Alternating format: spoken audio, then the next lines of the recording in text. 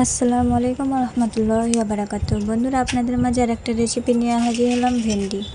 ভেন্ডিটার প্রথমে ভালোভাবে আমি ধুয়ে নিয়েছি, নিয়ে আগা আর ডগাটা কেটে নিয়েছি, নিয়ে এইভাবে গোটা গোটা বানাবো সেই কারণে দেখিয়ে দিলাম। পুরোটা আমার এটা কমপ্লিট হয়ে গেছে। এবার কড়া নিয়ে নিয়েছি, কড়ার মধ্যে দিয়ে দিব পরিমাণ মতন তেল দিয়েতে আমি পেঁয়াজ দিয়ে দিব। পেঁয়াজটা ভালোভাবে লাল লাল করে আমি ভেজে নেব। যারা যারা ভেন্ডি খেতে পছন্দ করেন তো এইভাবে বানালে খুব সুন্দর একটা টেস্ট হয়। এর মধ্যে অল্প পরিমাণ মতন লবণ দিয়ে দিয়েছি, দিয়ে ভালোভাবে পেঁয়াজটা গলে আসা পর্যন্ত অপেক্ষা করব। এরপরে দিয়ে দিব আমি আদা রসুন পেস্ট, ভালোভাবে নাড়াচাড়া করে নিব আদা রসুন পেস্টটা দিয়ে।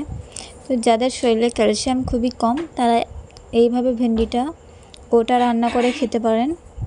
এর মধ্যে দিয়ে দিব লঙ্কা গুঁড়ো, হলুদ গুঁড়ো, ধনে জিরে গুঁড়ো হাফ চামচ করে দিয়ে দিব। সব দিয়ে ভালোভাবে সব মিক্স করে নিব। নিয়ে অল্প অল্প পানি দিয়ে এটা ভালোভাবে মিক্স করে নিব। তো দেখতেই পাচ্ছেন এইভাবে আমি মিক্স করে নিচ্ছি।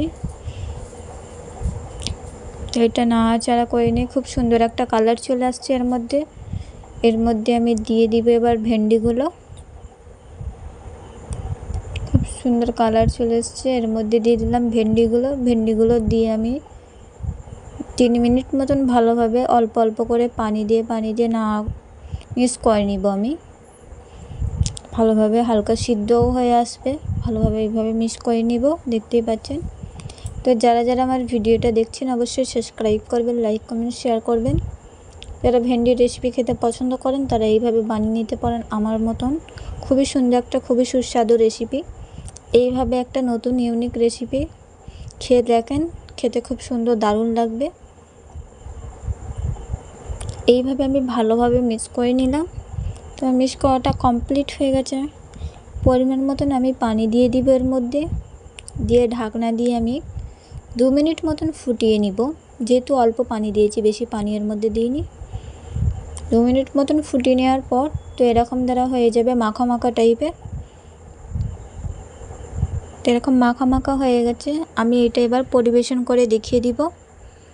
দেখেন খুব সুন্দর লাগছে দেখতে। এরকম গোটা গোটা ভেন্ডি খেতে খুব সুন্দরই লাগবে। এইভাবে একবার রেসিপিটি অবশ্যই ট্রাই করবেন। খোদা হাফেজ, সবাই ভালো থাকবেন।